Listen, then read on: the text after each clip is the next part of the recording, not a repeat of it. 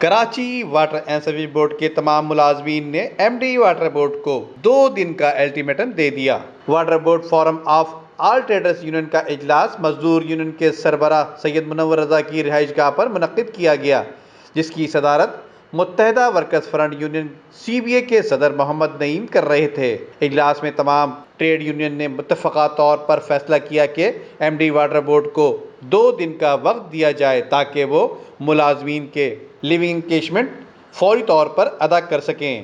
C B O اور تمام trade union کے ذمہ داروں نے مشترکہ 1 پوائنٹ ایجنڈا رکھ کر ایم ڈی واٹر بورڈ سے میٹنگ کی تھی، جس میں انہوں نے تنخواہوں پر بات کی تھی اور لیو انکیشمنٹ کے لیے 2 دن کا وقت مانگا تھا۔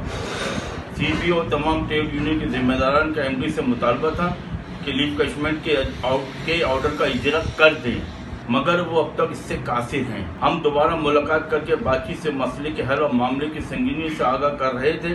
اب چونکہ ایم ڈی کا کہنا یہ ہے کہ سین حکومت فائنانس ڈپارٹمنٹ کے لیٹر کے تحت تنخواہوں اور پینشن کے علاوہ کسی بھی قسم کی ادائیگی سے قاصر ہے۔ جبکہ اجلاس میں یونائٹڈ ورکرز یونین، مزدور union, democratic union, labour front union, آبکار یونین، جنرل امپلائیز یونین کے علاوہ وطن پرست یونین کے صدر، چیئرمین اور جنرل سیکریٹریز نے اپنے اپنے بھرپور تعاون کا یقین دلایا۔ Nadeem Siddiqui, M7 city news, Karachi.